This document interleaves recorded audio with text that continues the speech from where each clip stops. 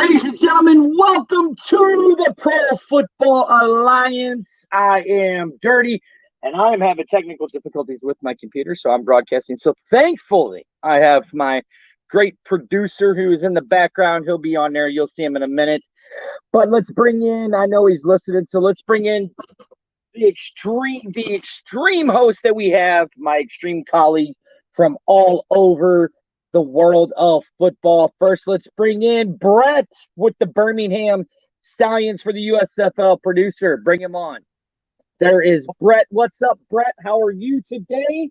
What's up? What's up? What's up? I know, right? I'm having issues with my with me, but you know, that's life. It always happens, right? But we always make do. Correct? Dirty being dirty. Exactly, dirty being dirty. And our other extreme, how do you say that word? He's not really, I wouldn't say he's like really intelligent. He's kind of more of a half-wit moron. Wouldn't you agree with me, Brent? He's over there, from that football world discussion. What's that idiot's name? Oh, that guy right there. Oh my goodness. The great John Turner. Look at him. He looks good, doesn't he, Brett? He does look good. What a hell of an opening. I wonder what you say about me when I'm not around. Well, I didn't say. I said you were a distinguished gentleman with a terrible flat bill hat on tonight. I don't wear flat bill hats for obvious reasons. I'm waiting on my other USFL hat that should be in the mail like tomorrow. John, would you not say that flat looks kind of flat billed? Oh, it's horrible. It's horrible. It's the only USFL hat I got right now. Just please bear with it. It's horrible. Yeah, I don't have any in this room, but I like the round off smaller. like this right here. I do too. It's in the mail. What else can I say? Mail. Every time I see one of those flat hats, they've always got the stickers still on them, the fucking tags still hanging out. Oh, yeah, the sticker and the tag hanging. And right there. Gotta leave it. And joining us all the way from Houston, he is our correspondent, and he is the producer for tonight's show of the Pro Football Alliance Roundtable. He is my colleague on Wednesday nights from the XFL STL Talk Show. He is covering the Houston Roughnecks and the Houston Gamblers for us. The one, the only Arlington Lane. Jump on Arlington, and there he is right there. Arlington. Yeah, I'm big-headed. What's up, y'all? A-Train, the man, the myth, the legend. Y'all too much, man. Y'all too much. Stop it. So, let's get into it. We've had some big USFL news that has been released. Now, I got to say this, guys. I got to eat some crow. Brett loves it when I'm wrong. Always loves it when I'm wrong. Arlington loves it when I'm wrong. I think John might be the only guy that doesn't like it when I'm wrong. Is that a fair assessment, everybody? Dirty Stradamus. John's used to it. Call yourself Dirty Stradamus.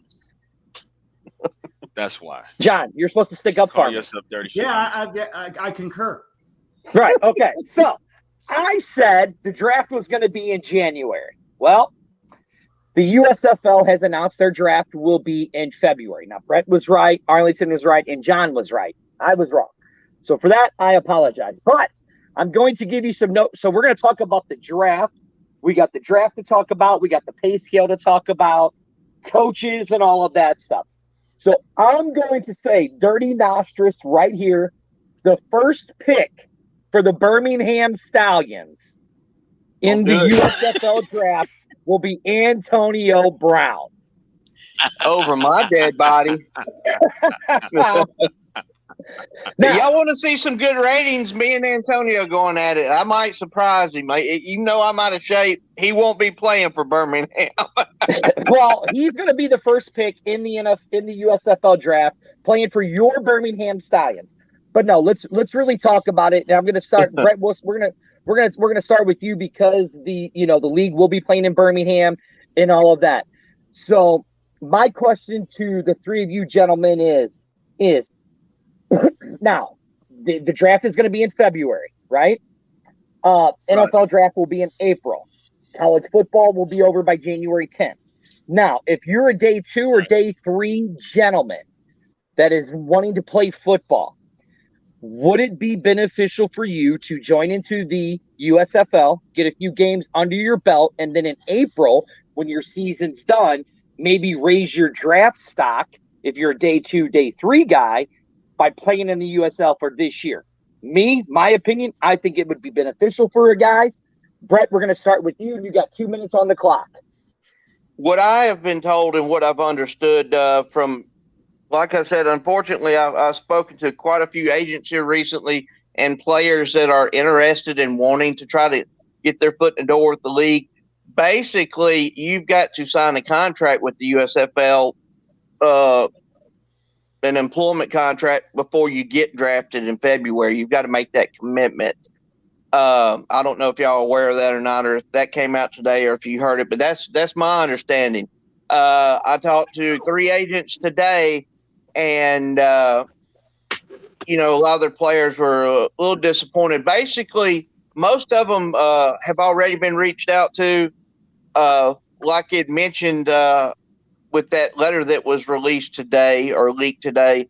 They are going directly towards the players and to the agents themselves, which was pretty disappointing because there were so many guys reaching out that was trying to, we anticipated and thought there was going to be, a couple camps, one in California, one in Florida, and possibly a third in Atlanta. But from what I understand, to halfway answer your question, they've got to sign a contract before they even go through the draft procedure February 22nd, 23rd. So I don't know how that's going to work if they're still thinking about trying to get on a practice squad with an NFL team. Okay. Now, let's go to John. What is your take on that? Again, I'll repeat the question. If you're a day 2, day 3 guy with the college football ending January 10th, would it be beneficial for you to play if you're a day 2, day 3 guy in the USFL for a few games to raise your stock? Or like Brett said, would it be better just to stay in the USFL? Your thoughts? I don't think if you've hired an agent and he's put out some feelers for you, and he gets back to you and says, I've got a handful of teams that are looking to take you in round 5 through 7, and they say if you're not going to go, if they decide to go another route, they are interested in signing you as an undrafted free agent. I think if I've heard that from my agent, I'm going to bypass the USFL because it does go to mid-June. Now, after I've shown proved a season, if my agent doesn't get back to me and says, I don't know, man, you might want to try the USFL because I haven't really heard any good news for you, sorry, not sorry, then I might give USFL a try, and therefore I got a little bit more film. Season ends in June. The NFL has the June 1st cuts, and that kind of kickstarts another small round of free agency, typically right before training camp begins. So I think if I'm projected to be drafted, then no, I'm playing in the NFL. If I'm not projected to be drafted at all, like if I've heard nothing, crickets, then I'm going to give the USFL a try. And if it doesn't work, if I play and I still don't get signed, the XFL is holding their training camp like the next week after the USFL season. So it's win-win for me as a guy that's getting, no burn. Okay. Arlington, do you need me to repeat the question? Ask the question again. Yeah, repeat the question. So if you're day 2, you're a day 2 or day 3 guy, would it be beneficial for you with the season being over, with college football being over January 10th? Would it be beneficial for you to go into the draft of the USFL, play on a team for a few months to raise your draft stock? Or like both Brett and John said, you have the agent says no, resign with the NFL and stick with the draft? Well, I got to say, for like John kind of hit the nail on the head. If I'm projected to be drafted, then I'm going to play and go try to for the NFL. But if I'm not hearing anything, then the best option for me is to go, look at the USFL, look at the XFL, because you got to understand that when you're undrafted, there are going to be some that are going to be picked up, but more unlikely they won't be. So you got to look at your options for the XFL, because you know you want to continue playing. You want to show your talent, that you're talented, that you deserve to be in the NFL. But even that, I would say that you would try to establish yourself in the US something, or it's even in the XFL. It's going to be, I know the XFL is going to be, but USFL is going to be more closely tied towards the NFL. But if you want to try and get into the NFL, of course, then you would have to make a push. Undraftees are going to be looked at the most getting into the USFL. Okay, with that being said, so I'm going to go. I'm going to throw out a few. Dude. Well, you weren't supposed to click on to me. So I'm going to throw out a few names that had made it in the first USFL that actually forewent college drafting or the NFL draft to play in the USFL. Guys like Herschel Walker, guys like Steve Young, first played a few seasons in the USFL before they went over to the NFL. And I'll throw out an example, like a guy like Keenan Robinson for the Battlehawks, who, wasn't looked at for the draft, playing the XFL, and then ended up raising his draft stock. So my question is why wouldn't it really be beneficial if you're a guy that's a 7th round pick, right? And your agent, and I'm going to go back to what Brett said with the agents, and then I'll start with John, and then we'll go Arlington, Brett. If your agent tells you, hey, you're looking to be a 7th round pick here in the NFL, but if you go and play the XFL or the USFL and you have some good games, you might be able to raise yourself up to like a day 2, 2nd round, 3rd round. So if your agent says that, then what are you more inclined to do? So John will go that route. All right. Well, 2 years ago, Kenny Robinson worked out for the Battlehawks, and I think that primarily had to do with the schedule of the XFL. You see, their championship game was scheduled to be the week of the draft. So by the time the draft happened, in this circumstance, starting in April, that's only like 1 or 2 weeks before the NFL draft. They've only seen you play maybe 1 or 2 games. And if they draft you, do you get out of the XFL that moment? Or do you tell your NFL team that just drafted you, hey, look, I'd like to keep the commitment to the USFL team before I sign my NFL contract. I'd like to see it through. They gave me an opportunity, but what if you get hurt? Now they're just going to rescind that potential contract and just treat that draft pick as a throwaway. You see, so in the 80s, they drafted in the first weekend of January, the USFL did. And that gave players ample time to start playing in that early March time period and have a lot of playing time under their belt before the NFL draft came about. So it's a timing thing, I think, that puts a monkey wrench into the equation for some of these bubble window, guys. Okay. Arlington?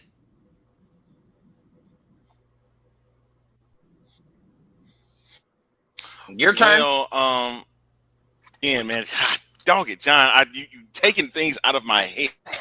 You're taking things out of my head, man, because it's like I want to see. This is going to be an issue. I know it's going to be on this program dealing with that, but also you have to remember is that, again, I want a chance to play football as quick as possible. If I don't have a shot of playing in the NFL, then again, you want to take. You don't want to pass up anything. You don't want to just sit there and be like, no, I don't want to trust. No, you want to try and build up yourself. You want to get into, or again, better yourself. That's the biggest thing. If they choose not to, then it's going to be on them. It might hurt them more than it will help them. Okay, Brett. This is actually one question I had for John because I figured he probably knew right off the top of his head, and I forgot to look it up earlier. What if we don't know what kind of money they're getting paid yet? It's going to be a base salary plus, you probably get paid $1,500-$2,500 per win, kind of like what the AAF and XFL did. John, what does a practice player make But do you have a general idea of that? Now, hold on. Are we talking USFL or are we talking NFL? NFL. NFL, $8,000. It's about $146,000 or $148,000 a year, prorated per game. So if that comes out to what Dirty just said, $8,000, you're looking at $8,000 times 17 weeks if you make it on the practice squad the entire season, which most players don't. I was fixing to say there's usually what I've kept up with the last few years since the XFL of 2020 is you have so many guys signed to a practice squad and 2 weeks later or a week later they're released. If you're a borderline practice squad player and say they're going to end up making $50,000, with the USFL, don't you think you'd kind of be like Arlington and you would rather be on the field showing your stuff? Because if you show out kind of like Kenny, you know what? You ain't going to be a practice player. You're going to end up getting drafted and being on a squad. So I think it would, the borderline players like you'd mentioned, it would definitely benefit, in my opinion, to actually be out there playing against other competition. Okay. So I see all of you guys. I wasn't quite sure what practice squad players made. I find it weird though. Arlington? I was perturbed with the case of Jordan Teamu. Jordan Teamu had played on or got on at least 3 practice squads this season. I know they needed an emergency quarterback when a couple quarterbacks have gone down. Wasn't going to see any playing time, but it's something. There's a curious case about him. It's like him on an NFL, but NFL coaches are not looking at him to be a potential back teams. So the USFL would be a great option for him to continue to develop his talent because he's not getting an opportunity to play on the field. That is something that I would love to see in 2022. I know we would love to see him in the XFL, but you got to understand the opportunity is going to be in 2022 where the USFL is going to be there. If he's fortunate, he would jump on that. All right. So that's funny because that literally is taking up our entire first segment. Was the USFL draft and what it is, and say, hey, so I do got to say this. I'm it's don't forget to check out our new sports page. Page. You gonna zoom in on me, or what? You gonna? Sure, sir. I will. I'm gonna cut you. How is this a producer? I mean, it's like you're like John Arlington. You've never been like this. I go to do a promo and you just let me do the promo. Now you're like John cutting me off. It's like, what the hell? What the hell? Go for it, man. Jesus. Don't forget to check out our new sports book here. Pac-22 is the official sports book for a football world. They are proud to announce that the new sponsorship with Pac22.com, and that's right. It's the sporting platform of the AFW. It's the betting platform where you can bet on anything from boxing, baseball, hockey. Promos, man. I know, right? I don't have it sitting in front of me. I got to look off to the side. Basketball, baseball, hockey, soccer, boxing, MMA, and more. All you have to do is to get set up is call your representative, Matt Eddington, at 727. Arlington, put this number right down there, 727-425-2645, and tell them that guy John Turner from A Football World sent you. You will receive 50% match on all of your bets up to your first $500. Now remember, call 727-425-2645 and mention John Turner's name, and you get 50% up to $500 in all of your wages. And then a lifetime match of 25% after that. And also they're doing a bowl season is upon us. The NFL playoffs are coming up. NHL, NBA, college hoops is already underway. Don't get left out in the cold weather because Pac-22 will help you secure the mink coat. I don't understand why you have to wear a mink coat when I'm in South Carolina and it is 60 degrees down here and I am sweating my sack off.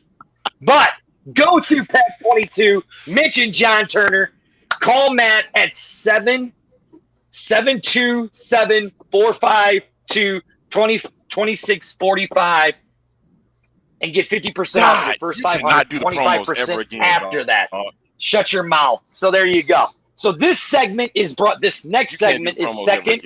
Shut up. Is second and 22. So what we're going to talk about on this one is we're going to talk about the player breakdown. Now, we're gonna let John start because John did this breakdown because John did some research on this, right? So it looks like each team is going to have 2 quarterbacks and a third. The third one would be more like a wide receiver type quarterback. 3 running backs, right? You know, maybe a fullback coming from like the DN or tight end or something like that. 4 receivers, 2 tight ends. A third could be a DL or a DE or a linebacker. 7 offensive linemen, 1 interior swing, and 1 swing tight end or guard, and the others in the event of an injury that would come. That makes 18 offensive players. Now, let's start with the offense first before we go into the defense. Do you guys – now, John, we're going to go to you. Do you think that's a good breakdown for an offensive line, and why? The thing is for these leagues, they're going to want to put some points on the board, and they're going to be wondering where they're going to, have to salvage and, steal from Peter to pay Paul. And unfortunately, the game doesn't respect linemen as much as it should. And they're just going to hope and pray that none of them get hurt. And they're going to go into the game with a skeleton crew. It's an unfortunate part of football, but we see it in the NFL. Linemen don't just grow on trees, and that's just the way life is. I mean, there's a lot of talent out there, but there's a lot of people that says, he can't block for the pass rush. He can't block for, in the run very well. Not good footwork, blah, blah, blah, blah, blah. As far as the quarterback situation goes and that number 3 guy, we've seen guys over and over again. The Seattle Dragons picked up Keenan Reynolds, who was a Navy quarterback. Almost won the Heisman. Another guy won the Heisman, or broke the records at least. Malcolm Perry 2 years ago for Navy. These are guys that have moved positions to the wide receiver, now been drafted in the NFL. They've found themselves moving positions. Washington football team, when they were called the Redskins, had a hell of a fullback that used to block for Clinton Portis.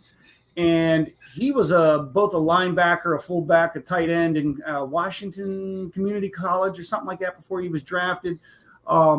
And the Tampa Bay Rays, they had a 2-way player playing fullback, tight end, and D tackle. I can't remember his name right now. He's about 6 foot, real stout, tree stump looking guy. And these are the kind of Iron Men players that the league is going to have to put together in order to make up for some of these, the lack thereof roster spots. All right, Brett, what do you think of having the 18 offensive players? One thing that I've noticed between the XFL, the Spring League, and other spring leagues, the AAF, like John had mentioned, it seems like always the weak spot is the offensive line. Even the AAF had the rule where, you could only send, 5 after the quarterback. And that is a concern for me with the upcoming leagues, the USFL and the XFL, is having quality and enough offensive linemen. Because, we've seen games where teams have had bad luck and they've lost 2 or 3 linemen in one game. And ultimately, I believe they should have a couple extra offensive linemen for obvious reasons. Because if they can't run block or pass block, you're looking at losing a couple quarterbacks and the score being three Brett, to nothing. I'll break it back down for you. So they're going to have 7 offensive linemen, 1 interior swing, and 1 swing for the tight end, for the tackle, and the guard. And then they're also going to kind of use like a fullback as a running back or DL or a tight end. So like you said, you're talking about guys getting injured, and like John said, you're getting injured. Now, Arlington, because you're going to kind of tie into this one, is now if you're using one of your offensive linemen as a fullback, I mean, would you really want to do that, or would you just want to go with a run back set? That for me? Yeah, that's for you. Tying off of what Brett said. I'm thinking at this point, you're going to need at least 10 linemen because, you got 5 on the front. And then, of course, you got your tight end, or 1 or 2 tight ends. If you want to throw out, of course, then a receiver or 2 and your running back. My thing is, if, like Brett said, if there's a potential, I think about it, a potential possibly more than 2 linemen going down, you're going to need somebody to back them up. It'd be crazy if you add somebody like a fullback or a tight end to that position, then it could cause more harm to your team. So at this point, you would need to really look at getting some more linemen into the mix. Like that is the best option, because offensive linemen, they do go down, they do get injured because they have to, they do really play the hardest position to try and block the quarterback and the running backs for sure. So you definitely want to look at getting into more linemen. If not, then you're going to be in a lot of trouble coming up in the season. And see, that worries me too, obviously, because there again, they're going to have to put in that blitz rule like they did with the AAF. And I didn't particularly like it, but it was kind of one of those necessities they had to, because they had some real good pass rushers, edge rushers in that league, and they didn't have necessarily the best tackles and blocking. And the quarterbacks were basically running for their lives every play. So, are the USFL, or are they planning on putting in that no blitz rule, which, I wouldn't like, but, with a limited amount of offensive linemen, that might be a choice that they have to make. All right. Now, John, I'm going to give you the last one because you were the one that sent this over to me. Now, you were even saying that they do the 2 tight ends, but then they do a third tight end set for a quick-footed guard.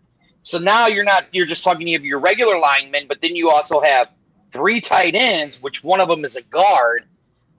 I mean, is it really good with just going with 7 offensive linemen and not having a whole lot of backups for just 18 players? Yeah, I think it's appropriate. And guys, last year, the number 1 recruit in America, his name was Brian Brise. He went to Damascus High School. I watched a lot of his games live. He played defensive end and left tackle at Damascus High School. He was the highest rated 5-star recruit in all of college football last year out of Montgomery County, Maryland. He ended up at Clemson, had 6 sacks as a rookie, just played defensive end. He's looking like he's going to be a top 5 pick in the 2023 draft. He's probably going to leave as a junior.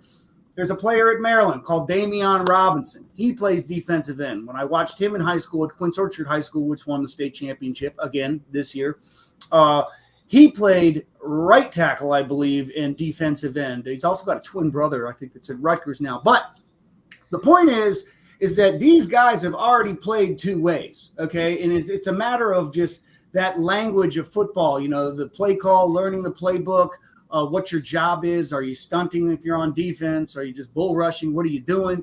And then on offense, you know what I mean? Just know the play call and know your assignment. And these guys are the right size to play both positions. They're not going to do it all the time. But here's one last factor. A couple years ago, when the Patriots had a weak offensive line, almost every other play, they were rolling in 2 or 3 different linemen per play and substituting according to what they were going to run that next play. And this league, I mean, it's not going to be that complicated, but you're going to need some guys that can move around and pitch in where they can. You're going to need these Ironman utility guys, and that's just the way it is. All right, I see that. So now that makes all 18 offensive players. Now let's go to the defensive side, right? And again, this portion of our show is brought to you by Pack22. Go to pack22.com. You see the phone number there in the line. Call him, call Matt. Tell him that this guy right down here, right below me, John Turner sent you.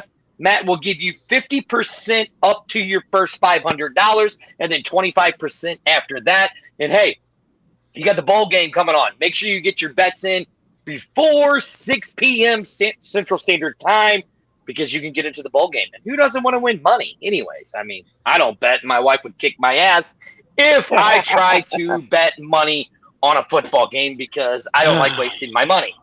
I lost 18 grand, man. I lost 18 grand, dog. And this is the Pro Football Alliance Roundtable brought to you by afootballworld.com and 100% XFL. Our hosts tonight are the man who runs a footballworld.com, the one, the only. John, that's for you. Introduce yourself. John Turner. Thanks for watching, everybody. Yeah, and the guy right next to him who runs 100% XFL and USFL, the one, the only, the guy who will be getting Antonio Brown on the Birmingham Stallions with the first pick in the draft, the one, the only, Bert.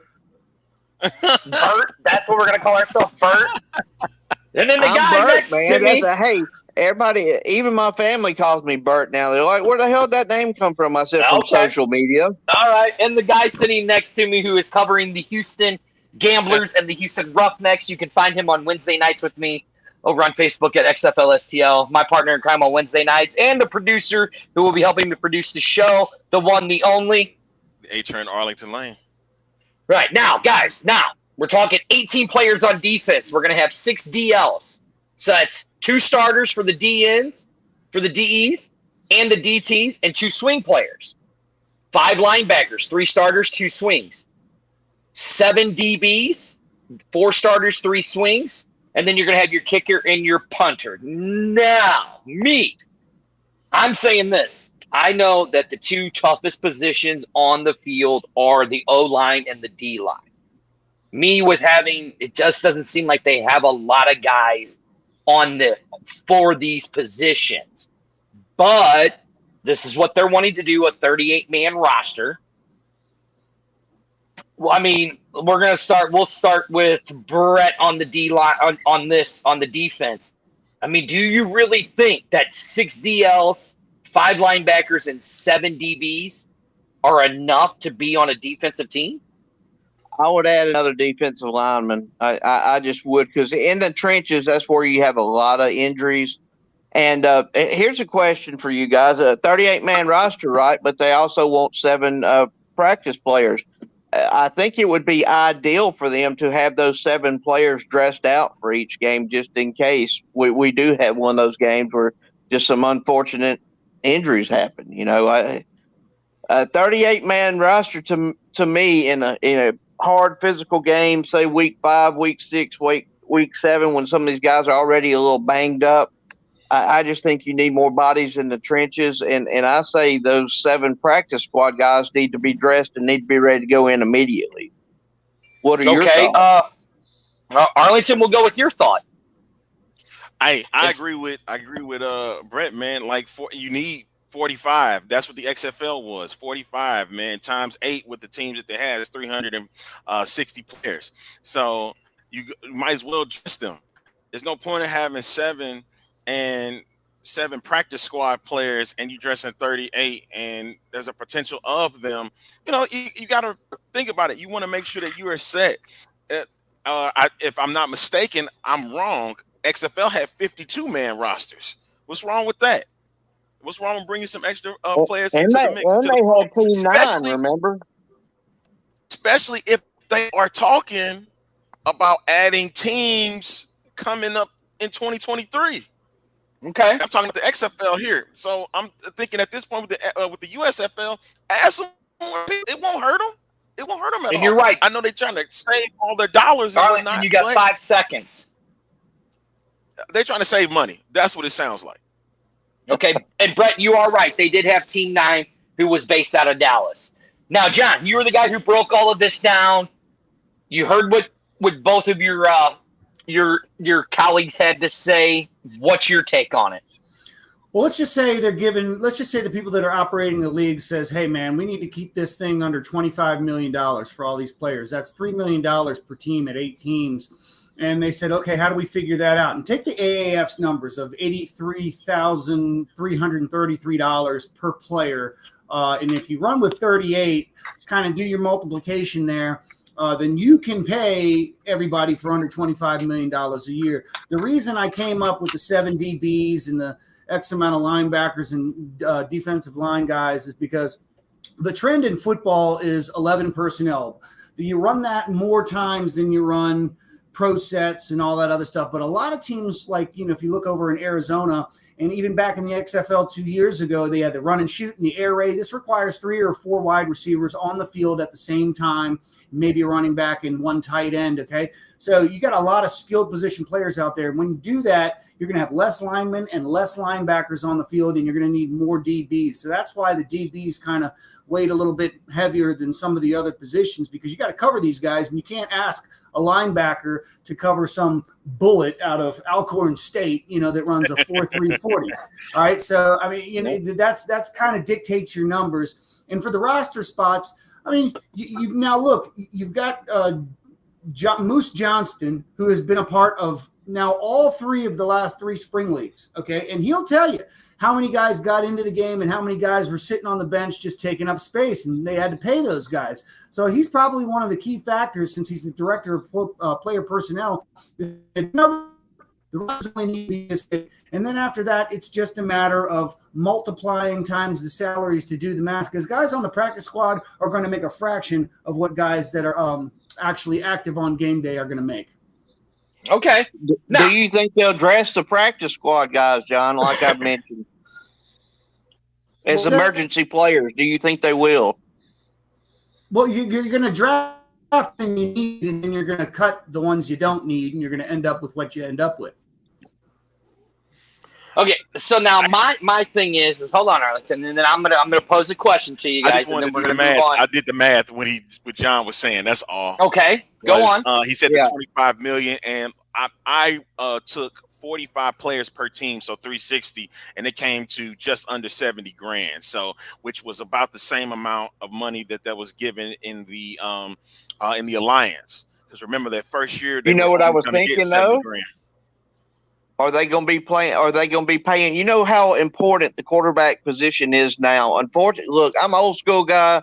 3 yards in a cloud of dust. Let's knock somebody's head off. That's what I grew up with. That's not the way football's played anymore. It's a lot of your spread and 4 wide and 5 wide, like John said. And look at what the XFL did, which was pretty smart. They got some borderline NFL guys in there and paid them 2 and 3 times more than what they paid some of the other players. Do you foresee the USFL doing the same thing and getting some of these borderline guys in and paying them a little bit more? Because we need good quarterback play. Don't y'all agree? All right, John, we got 2 minutes left in this segment. John, Arlington, you go, and then since John broke down the entire roster, we'll let him finish up the segment. If what I'm hearing rumor is that the NFL is going to involve themselves with the NFL, then at this point, you might as well pay everybody the same type of wage, man. Kind of what the Alliance was trying to do with the NFL, which it didn't quite work out. But, they had a 3-tier payment, 70, 80, 100 grand, $250,000 for a 3-year contract. Granted, all of it wasn't guaranteed. So everybody's going to get a shot to get at least a 5-figure sum when they play. Granted, they were getting paid despite the fact of all the crap that happened afterwards. But I'm thinking at this point right now, if the USFL is going to be with the NFL, everybody gets the same amount in year 1, just like the Alliance did. That's how I'm looking at it at this point. I don't see why they do XFL like they did before. All right, John, you broke the roster down. You heard what both of them have to say. What do you think? I think they are going to go on the cheap route for USFL. I don't think they go out and pay extra for anybody necessarily now. If they take a guy that comes out of the FCS or the bottom tier of the, Power 5 or Group of 5 in the FBS, and he's happy making $70, $80, whatever $1,000 a year, and a team in the NFL is interested in him, and he says, you know what, I kind of like my gig here. I think if I go to the NFL team, they're just going to cut me, and then I'm going to be with my ass in the breeze once again. I think if a situation like that came up, then the USFL would likely say, you know what, the crowd seems to like you. You've sold a couple of jerseys. We're going to tack on another 10, 20 grand to your yearly salary since, you'd like to stick around. We'd like to keep you. And I think that will be kind of a mutual thing. And they're going to try to go out of their way to keep a few guys. If they can get 2 or 3 on each team that want to stick around and aren't dying to become bajillionaires, take a roll of dice and an NFL, bounce around practice squads for no reason, then I think that those are the guys they're going to reward. The guys that are going to be one and done just to get cut 5 times in the fall, well, you know what I mean? I think they're going to be less likely to offer you a raise. Okay. Now, that segment was brought to you by PEG22.com. You know where you can go. Arlington has put the phone number in there. Go talk to Matt.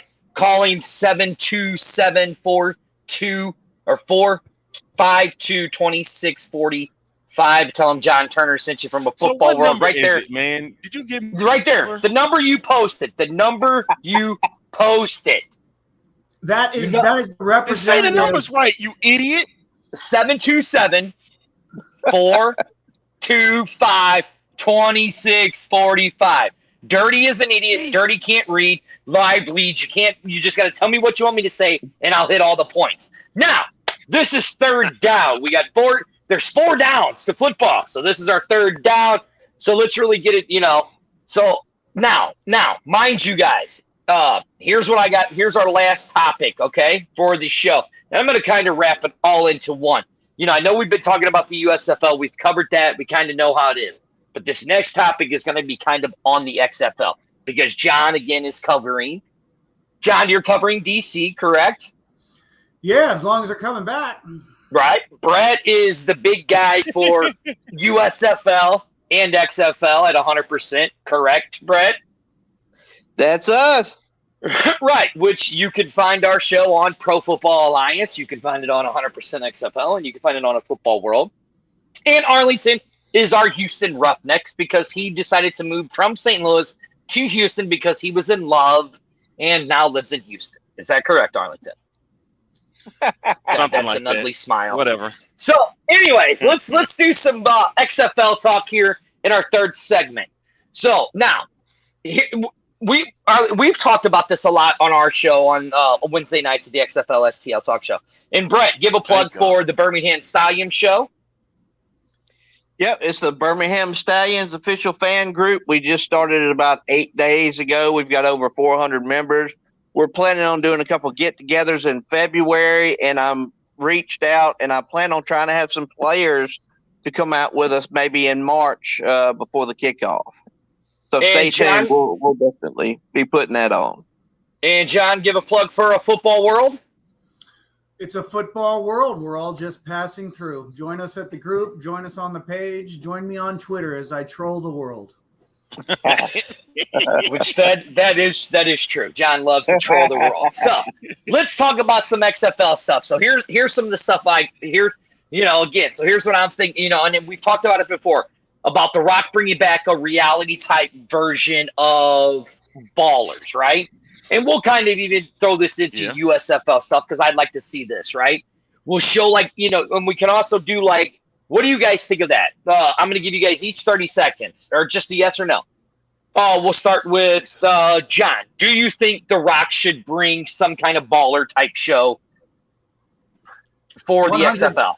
100%. They need Ballers meets what's the show HBO does? Hard Knocks. Hard Knocks. Yeah. Hard Knocks. And I think there's another one on Amazon or Netflix now for the Cardinals. That is true. Or Colts. As much exposure as you can get. They've already got a production company under their their corporate umbrella. So get it done. Figure it out. All right. Arlington? Yes or no? Absolutely, man. Absolutely. I 100% agree as well because I think it's a time for we want to see people that we've never heard before and they have a breakout chance and break out into potential stardom even in spring football. Okay. Brett, yes or no? Absolutely. Okay. See, Brett was the only one that followed the rules. It was a yes or no question. We had John and Arlington just keep blabbing because they love screen time. You said 30 seconds. Well, whatever, John. Shut up. Anyways, no. Read between the lines, friend. Read between the lines. I am reading between the lines. This is a professional show. This ain't the XFL show. We have to be professional on this show, Arlington. So now I'm going to bring it back to the USFL. John, you had mentioned, we all know that Moose Johnson is the, the commissioner, president type of this league. We're going to start with Brett.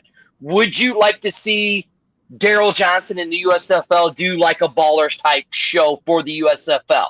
Yes or no, Brett? Yes. Arlington, yes or no? No, not him. Not for the Not USFL? Daryl Johnston. Not Okay, Daryl Johnston doing okay. it. No. Now, since you said no, I'm going to give you 30. Hold on, stop. Since you said no, Okay. I'm going to give you 30 seconds to explain that, why you said no.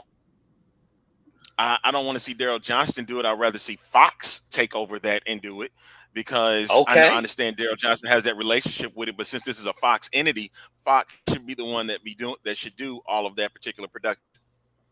All right, good point. John, yes or no?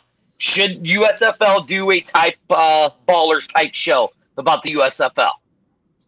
Well, I think they should attempt something to, before the games and after the games to, put together a little bit more eyeball screen time for people out there. But it's not going to be Daryl Johnson, like Arlington said. And for the record, his role is the director of pro player personnel, which means he's really in charge of hiring coaches and maybe team general managers and acquiring players for this draft pool or free agents out there. He takes what the coaches and GMs want, and he may or may not give that to them. So he's the one that's okaying salaries and things like that. I mean, he's writing checks. He's not necessarily holding cameras and producing things. All right. So now my next question for the three of you would be, because we kind of talked about it, show both leagues. Let's just kind of do both leagues now. Kind of show both leagues doing like a staffs trying to negotiate the deals, team stadium deals, and have which celebrities would you guys want to have pitched as minority owners? And I'll go with, we'll go with Arlington. Start it. Who would I love to see come in as a minority owner in the USFL? Oh my God. You know what? Just for giggles, Steve Harvey. I want Steve Harvey as a minority owner for the USFL.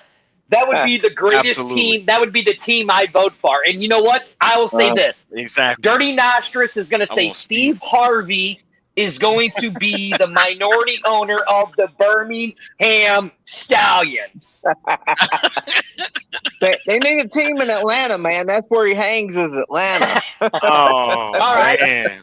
Hey, so if he were to get in, I would want him to see him in Pittsburgh, honestly. Right, I know Brett. Cleveland is Well, more then that's- speed, but Pittsburgh probably. that's right there where John's at, because John's covering the Pittsburgh team for the USFL. Brett, same thing with you.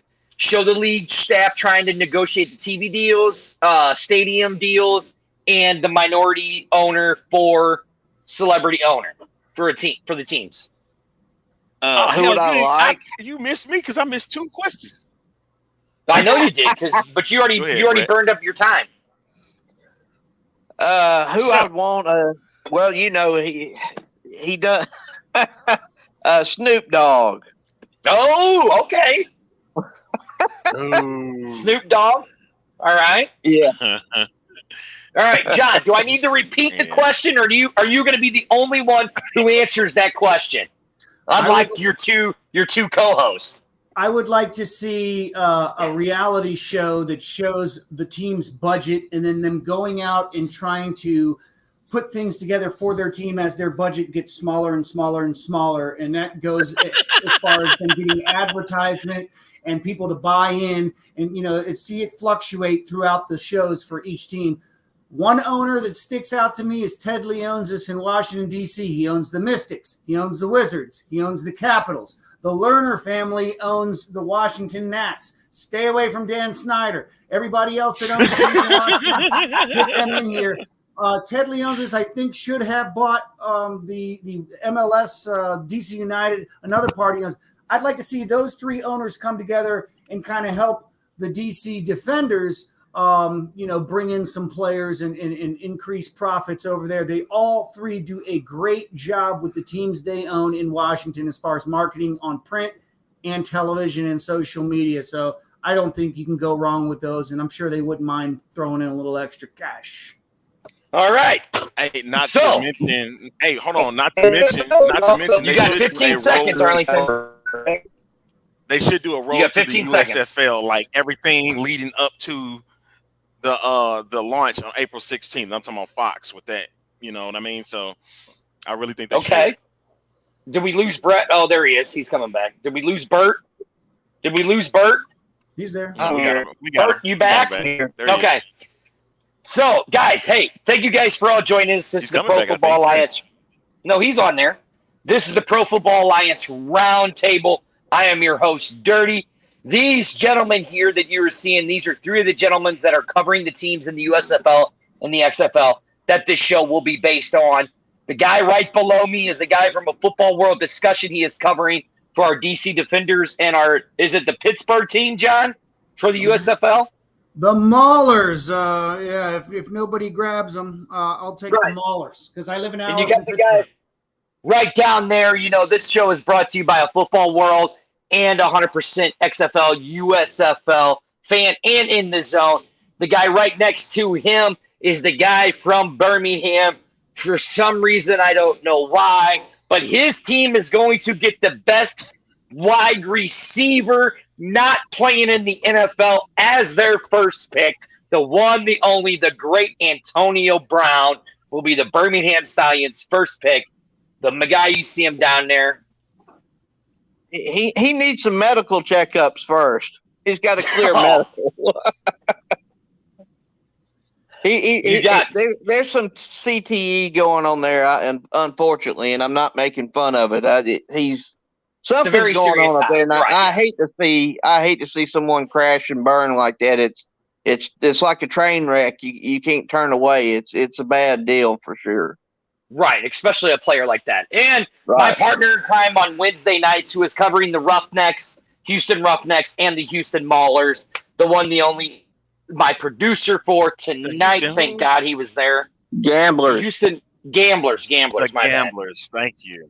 Right. Thank you. Arlington, you got to introduce yourself? Thank you. All right, there we go. Now, we're doing Fourth and Dirty. So basically what Fourth and Dirty, guys, is a free-for-all. And this is brought to you, it's brought to you by the Pac-22 Championship Exact Contest. Guaranteed first prize wins 2 tickets to the 2023 National Championship game. Airfare, hotel for 3 days, 2 nights, hotel accommodations. Second place gives you $750 in a free play. Third place gives you $250. You must have an active Pac-22 account. Arlington, put the number up. That's the number you call, 727-425-2645. Mention John Turner's name. You will be matched up to 50% for your first $500. After that, lifetime is a 25%. It's a $25 entry fee, or refer a new player with a minimum of $100 deposit, 4 entry max. Closest to the actual score will be the winner. Tiebreaker will be the first entry that is received. The score must be entered per team, meaning you will enter the exact score, not the total. All entries must be received by the 6 p.m. Central Standard Time, 1 hour prior to kickoff on January 10th, 2022. Good luck. Happy New Year. From John, would you like to say where it's from? Pac22.com, the official and there you go of a Football World and the XFL STL show and the Pro Football Alliance. And 100% if he wants. Shit. Right. There you go. Guys, now it's the free-for-all. It is the free-for-all. It's Fourth and Dirty. We're down to the nitty-gritty. I will say this. The scores are very, very close. I'm going to tell you guys the scores. Are you ready? So, John Turner, your score for tonight's show is negative 220. That's because what are you going to do? Forget about it. Right, yeah. Now, Arlington, you laugh, but your score ain't much better. It's negative 221. And the guy who is leading only by 1 point, Bert, because he changed his name halfway through the stupid show, is negative 219. Wow. So, guys, this is what I gotta say, down to. Hey, I gotta say, we got the worst host in the We need an history of official. football, man. I know I you guys are terrible. I got a question for all of you guys. When the USFL came around in the early 80s, they immediately launched using the 2-point conversion and instant replay. Now the NFL is using both of those things. With Moose Johnston as part of the creative team, we saw the XFL try some things. We never got around to seeing what overtime was going to actually look like in human form. We only saw it like, computer generated. Would you stick to the old USFL rules, which were pretty much identical to the NFL, and just not add anything at all? Or do you think they're going to try something innovative this upcoming season? Or would you rather keep it the way it's always been for the old league? I do kind of a hybrid. Hybrid type league is what I would do. I want the 4-point field goal. I want to see them try that. Oh. Anything beyond 50 is 4 points.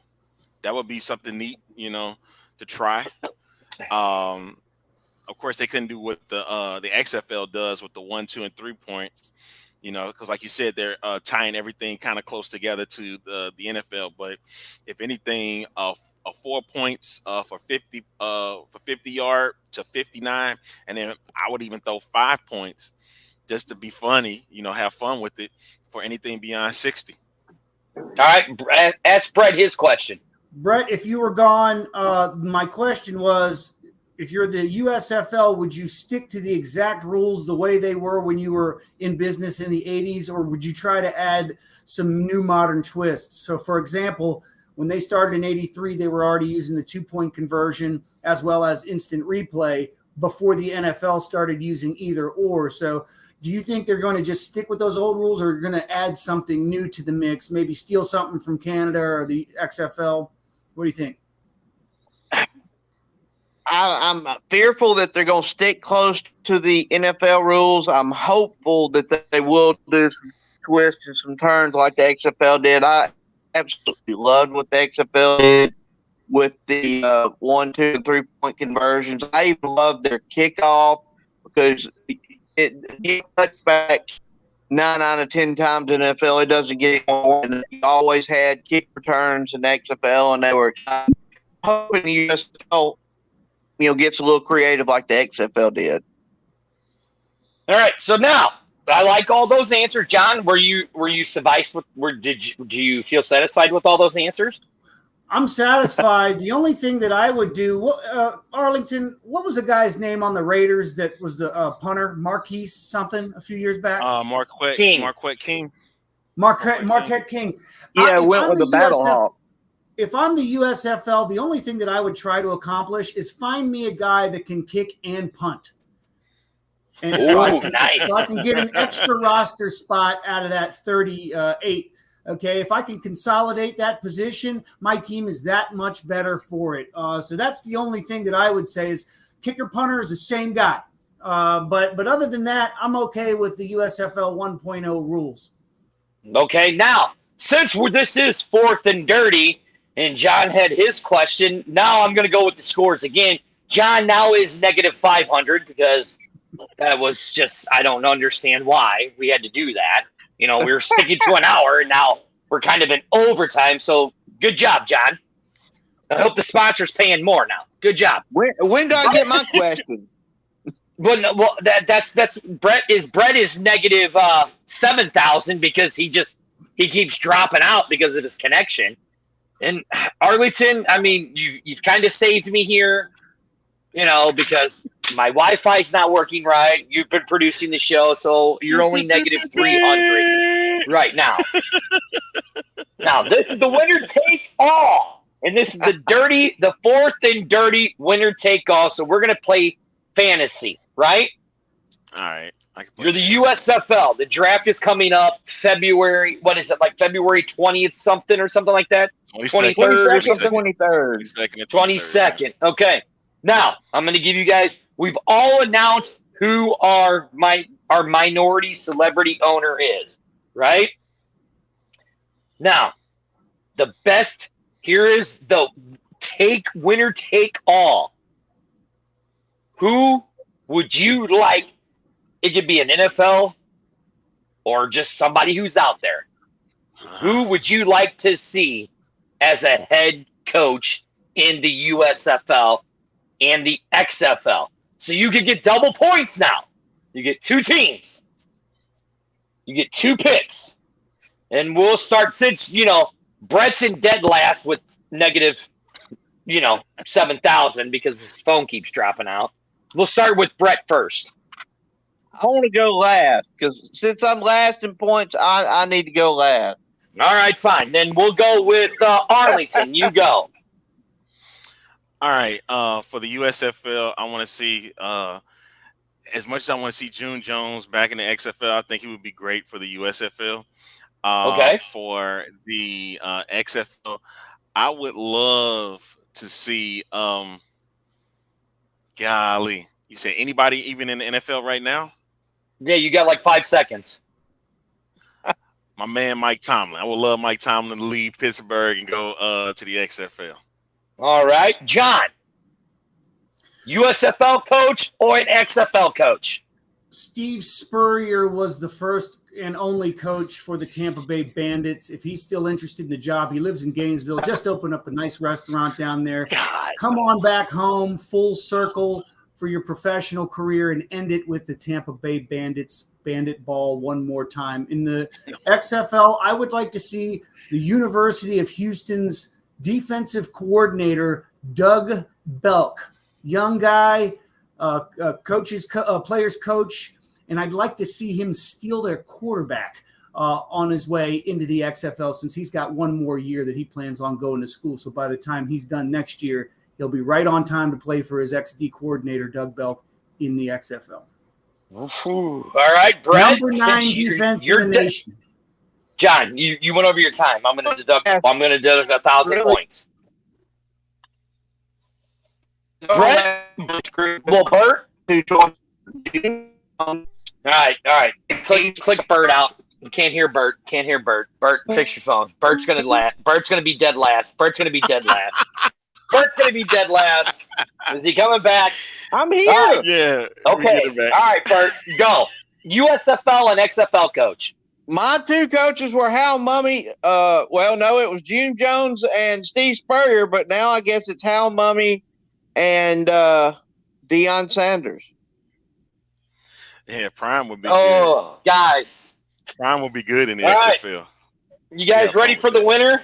You guys ready for the winner? I got screwed because I went last. Mine was Steve Spurrier, but why can't he coach with the Bandits and then come back and coach with the Vipers in 2023? Hell no. Shit. Absolutely Guys. not. So, for the winner, Alabama, Steve Spurrier. You guys all shut up. Awesome. Shut up. You're done. Shut up. You guys, the winner was going to be John Turner. But I have to say this. Bert pulled it out with the trickery that he had, saying how Steve Spurrier should coach in both leagues. I think that was a great idea. But actually, I'm going to lie. You all lost. I didn't like any of your guys' picks. They were all terrible. It's a tie. Well, who was yours since you're talking smack? Yeah, smart guy. I will tell you this, because I am the host of the show. It doesn't matter because my count is the only one that matters. It would. I could mute you just like that too, buddy. Mute my mic. You're the producer. Stop it. This ain't the XFL show. You don't have control. No, I mean tonight I'll give it to Brett because I did like his picks. They were really good. I did like the guys that he said. Now, if you're asking me as the host, I like all the guys that you said. I mean, I definitely do not want to see Chuck Long back in XFL, and I don't even want to see him close to the USFL because he was terrible as an offensive coordinator. I don't want to see Winston Moss anywhere near the XFL. Okay, He's being worse than John right now. I just speak the truth, right? But a guy, a guy I would like to see, and he's sitting, and it's a guy who has not gotten his chances, and it's a guy that should have gotten his chances, but he's standing behind a big giant Kool-Aid man who looks like, one of those big disgusting things. They play here in Kansas City, and they play in for Kansas. Colorado. Yes, I would love to see Eric Bieniemy get his chance as a head coach, and I think he would be great in either league, the USFL or the XFL. Absolutely. And I would also like to see. I know you guys are going to all crush me, but I like him. He's a dirty guy. He loves to do dirty tactics. But my man out there in UCLA who has turned that program around, Lane Kiffin. What? I'll give you one more wild card Last name. time I checked, he was in Oxford. Was he at Oxford? He's in Ole Miss. No, whatever. I like Lane Kiffin. All right, John. I'll give you guys all one more go. John, start. One more wild card name is quarterbacks coach at the Buffalo Bills, former Miami Hurricanes quarterback Ken Dorsey. Look at the quarterbacks. Look at the quarterbacks he's worked with since he has been a positional coach in the NFL. I think you're going to be mighty impressed at the upward trajectory of the stats and the growth of the quarterbacks he's worked with thus far. All right, Brett, go. One more pick. Nick Saban. Jerry Glanville. Oh, okay. Arlington, one more pick. Hey, man, bring back John Hayes, man. I love John Hayes. John Hayes was probably I do too. One of the best personable coaches that I got a chance to meet while covering the XFL and Battlehawk. And it's really cool to be around him and get a chance to learn. But he did. Chuck Long. Screw Chuck Long. Shake it up, Chuck. Hey, this is the Pro Football Alliance Roundtable. I am Dirty. My three hosts tonight is John Turner from the Football World Discussion. Go over to their page. Right next to John is the one, the only, the guy from 100% USFL and XFL, Bert. Right next to him, above him, and next to me is my partner in crime on Wednesday nights. They're my producer tonight who saved my ass. You can catch him every Wednesday night on XFL STL Talk Show. He is a great producer for the In the Zone Network, the one, the only, the A-Trade in Arlington Lane. Our show has been brought to you by Pack22.com. Arlington, put the number up, 727-425. What is it? What's the last four numbers? I almost forgot it. 26. I've got a CFL question for you, boys. 45. CFL's next week, Brett. CFL's next week. Oh, hey, Rocky. Hey, Rocky. How'd you like your shirt? How'd you like your shirt, Rocky? Prick. Oh, make sure you go to Pack 22. I like Rocky. Hey, I do too. Rocky's a good guy, but there's a long story. I'll tell you guys later about Rocky. I like Rocky. Rocky's a big supporter. Anyways, Pack 22 Championship exact score contest, guaranteed first prize. 2 tickets to the 2023 National Championship. Airfare included for 3 nights, 3 days, 2 nights. Hotel accommodation, second place $750 and free play, $250 and free play for third place. Must have an active 22 Pack 22 account, $25 entry free, or refer a new player with the minimum of $100 deposit, 4 entries max. If you mention John Turner, what do they get, John? Lifetime match of 25% of any dollar you bet, 50% match of your first $500. And it's guys. You can't tap on and search through the website unless you call and start up your account with our representative, Matt Eddington. He gets you started. Which is the number? That's the number that they're putting up there. He gives you your password. You create a name with him, and then you are free to search. I was looking at all these bets. I don't even know what they mean half the time. And I'm looking at, I can bet on sports I've never even heard of. Highlight games and Indian cricket leagues and all that. And I'm like, what the hell is this? So, guys, it is a legit working book website. Have some fun. Don't gamble degenerately. That is true. Hey, and, listen, scores must be entered per team. meaning you have to have the exact score. For not the total score, but the exact score first team. Tiebreaker will be the first team that's entered. All entries must be received by 6 p.m. Central Standard Time, 1 hour prior to kickoff on January 10th. And again, like John said, you can bet on baseball, MMA, hockey, football, soccer, boxing, all of that stuff, good stuff. Pack22.com. Call Matt. Arlington, Bet put the number on up. Alabama. The main problem with being an Alabama fan is you only have so many fingers for all the rings. Oh my God! Whatever. Here we Whatever. go. I Hold hope- on. I hope- What are them cubic zirconias he got out of that claw machine? Right below me is John Turner from A Football World. Go to A Football World. Go to John Turner on Twitter. You can follow him. Right next to John is Brett from over at 100% USFL XFL. Go to his page. It's Brett. What is it, Brett? Brett Thrice on Twitter. He's banned from Twitter. No, I'm banned from Twitter, so don't go on Twitter. So don't go to Twitter because Brett got banned and all that bullshit. Right next This to me is my account has been partner. deactivated. Right next to me is my partner in crime. You can see it's the A Train. You can follow him at the It's a A Train Show lifetime on Twitter. deactivation too. Lifetime. Hey guys, thank you guys for all joining us tonight. We do appreciate it. Tune in next week because it's not always going to be the same. It's not always going to be the same 3 hosts because it's always going to be somebody different because it's in a football alliance. It's a pro Who's football alliance. replacing you next week? It should be me. Nobody. Hey, you're gonna be like Tony Kornheiser. You'll try better the next time. Right, I'll the try better the next Orlando time. Rage. There it that's is. Nice. That's Hey, nice. Rocky Bird, thank you for tuning in. We do love you. And hey, guys, we'll see you next week. Rocky. See y'all.